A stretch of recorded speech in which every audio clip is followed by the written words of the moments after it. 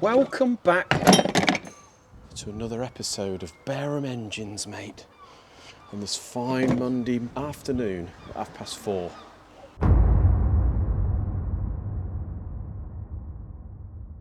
So, many Figaros. Yep. Great little standing job, this, isn't it? Yeah, it's brilliant. Well, we think of it as a standing job, but usually we have sort of 3 or 4 at a time. But this time we got 7. We did. And we've turned them around in about a week, haven't we? Well, yeah. Pretty good going, Yeah. really, mate. Quite a quick one this time. Yeah, so if you haven't seen the Figaros and what we have to do with these, they usually come in an engine's worth of stuff, Yeah. covered in oil, box full of oil. What we have to do is strip everything out, put the new pistons on the rods, which is your little job. Yep. Obviously clean everything up, blast everything like the rocker shaft assembly. Oil pump we sort of go through and Just clean check up, them don't we? really, Check yeah. it. Check they're all right. Crank, either grind or polish, usually a polish. Face and bore the block and vapor blast everything and put everything in its own box. Mate.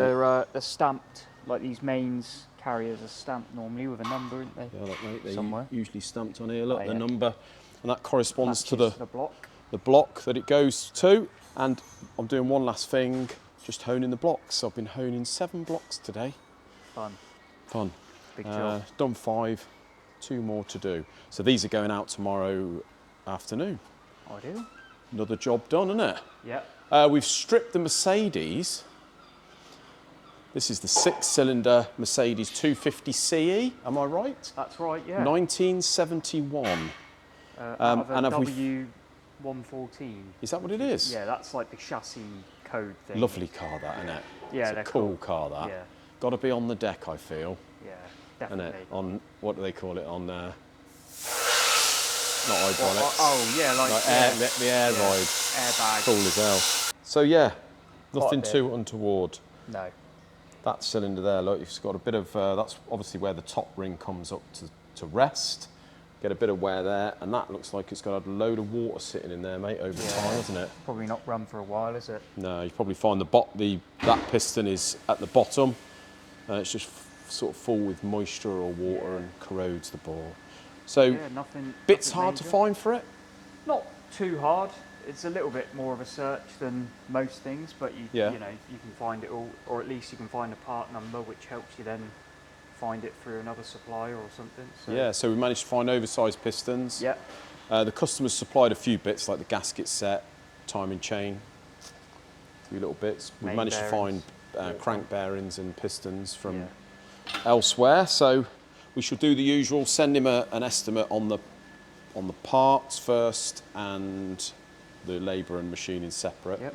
Get paid for the parts if we get the go ahead, and then it's crack on with that, isn't it? Yeah. Hopefully get that done in a week or 2. Yeah. That'll be nice. Right, mate, main part of this video. We've got a vehicle back. One of the vehicles, and it's not the yellow Escort. That is almost run in. Nice. All I've driving well, no problems. All driving well. Fiddling with the map a bit. Been fiddling with a map, haven't we? Yeah.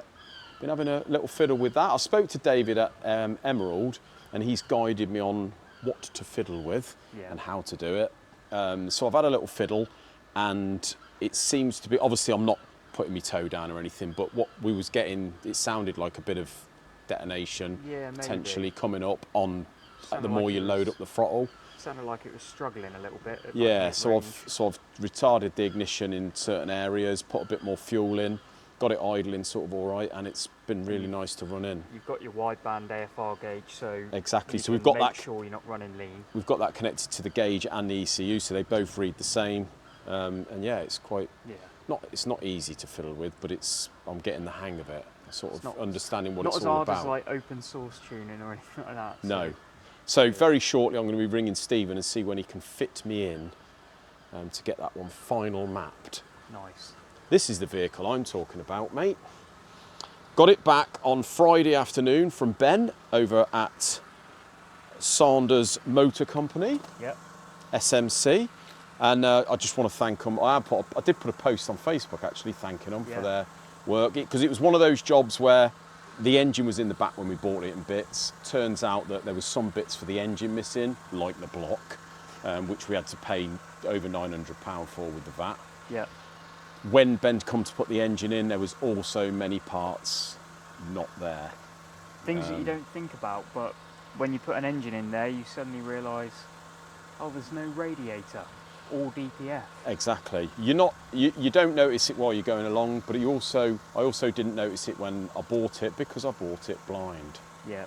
So basically what I want to show today, mate, is now we've got it all done, and it is running quite nice, isn't it? Yeah.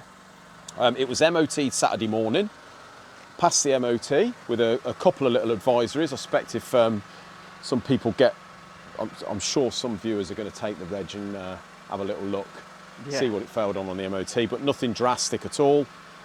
Well, it didn't fail the MOT, it passed the MOT, but any advisories, little things like there was a chip in this side repeater here, but I've replaced them with nice tinted ones. Lovely. Look cool, don't they? Yeah. Matches a bit more. Yeah, so it's all MOT'd, on the road, runs nice. I've run it around all weekend. Yeah. I'm sure people are dying to know what it's cost us. I'll go and get me a little bit of paper, mate, because I've wrote it all down earlier, what it actually costs. Because it always ends up costing more than you think, doesn't it? Yeah. Here we go, jotted it all down. Been through me purchases. Obviously, I put it all under the reference of Ranger. So, what does it cost us, mate? Well, first of all, I would say it could have been worse if something like the ECU was knackered or something majorly mechanical. We were fortunate that it went through the MOT. But as far as engine and sort of running gear goes, it could have been better, but then again, it could have been worse. So I paid 6,900 quid for this vehicle. And they do tend to vary on the prices if you have a look, but people do like this Raptor style kit, don't they? They do. So I paid 6,900 quid, which I thought was enough anyway. But bearing in mind, apparently last year the vehicle was sold for 20 grand. So supposedly, I got it in my head between 18 and 20,000 quid's worth of vehicle, maybe, potentially. So if we go on the lower end and say about 18, that would be nice, wouldn't it? That'd be, yeah. So 6,900 quid for the vehicle, but 500 quid to get it here. And then we've got the block, which was 950 quid with the VAT. Obviously, big chunk of dough, innit? Yeah, it's really. Loads of things that we didn't realise that we had to get. There was things that I did plan on changing before I even bought it, like the usual stuff. Injectors, EGR cooler, and things like that, which are, if we ever do an engine for this type of vehicle, we always recommend changing anyway. Turbo, recondition. Yeah. But then there was stuff that we didn't expect that we'd had to buy. So it was things like little bits off eBay, which were attached to the old block. We found out when we come to build the engine up. Yeah, like little coolant pipes and things like that. Yeah, coolant pipes, engine mounts, coolant housing, just things like that. It all adds up, doesn't it? Yeah. To several £100s, really. It does, yeah. So here I've got a big list of stuff. We've got a reconditioned turbo. We've got a full exhaust system, a second-hand DPF. This was another thing. The DPF had been cut out of it. It had a map on it and it had hybrid turbo. So it just goes to show what type of owner had it before. Yeah. Unfortunately, the DPF had been cut out, so I bought a second-hand one, which was 520 quid. A good second-hand one from a reputable breaker. Yeah. It had to have a new exhaust, a new silencer at the back. So it's had pretty much, it's a pretty much new exhaust all the way through. Turbocharger's done, like I say, EGR cooler, a new radiator. That was another thing, wasn't it? A new condenser, aircon condenser. Oh, didn't have those. Yeah, loads of little bits like that, mate. Oil pickup, engine parts kit. Obviously, now that's the engine parts kit was trade to us, which I paid for. So all of this is out of my own pocket here. And the idea was, with this project, was to, any profit we make on it, we pay the company for the engine build. So bear in mind, that doesn't include the engine parts because they're already paid for. Yeah. Whereas if we were doing a customer's job, it would include the parts. So what has it cost me? Well, it's cost me in total, with Ben's bill, which was an absolute bargain, mind, with the amount of work that he did. And he put a standard mat back on it, including the MOT, all that. Owes me 13,500 quid. Not bad. So And that's including all the VAT yeah, and all the rest of it. even if it went for a really low price, like 16 grand, you're still, it's not ideal, but it's still money in the bank. But if we got, say if we got 18 grand, that's 4,500 quid. Yeah. We get to pay the company for literally just the labour, whereas the part, because all the parts are paid for. So it's a bit of a gamble, because it could have been worse if there was something even more major like the ECU that needed replacing. There's not going to be much in it for an engine build. No. But as it stands, I would say there's the money there for the engine build. So because of the extra sort of grief and effort and risk, you probably wouldn't want to do vehicles exactly like this constantly just for the sake of a build. But while we were quiet, we got a build out of it, didn't we? I think the main sort of takeaway is, if you're going to do another one of these specifically, buy one that hasn't been took apart yet, basically. That's been left complete. Yeah. Yeah.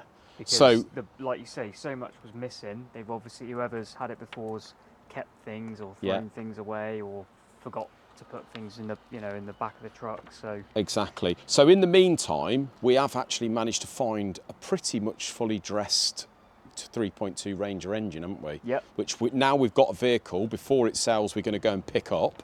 Yes. We're going to get it in here, go through it, and so it's all been done. Then we're going to go and look for another one of these whilst this is for sale. And then basically we can have a rollover of 3.2 engines ready to go. Exactly. And maybe potentially have a little look at the 2 litres down the line, see what's involved. Well, we know what's involved with building them. Pretty easy to do, really. So. They are really. It's just a case of buying a decent vehicle. I would say, having done this, it would almost be worth spending more money on a 2 litre one, because they're newer. Yeah. That is complete and the engine's gone. Yeah. There'd be still good money in it. I don't think you'll find there won't be too much of a shortage of blown 2 litre ones. No, probably not. So that could be the next step, mate. But as I say, it's for sale.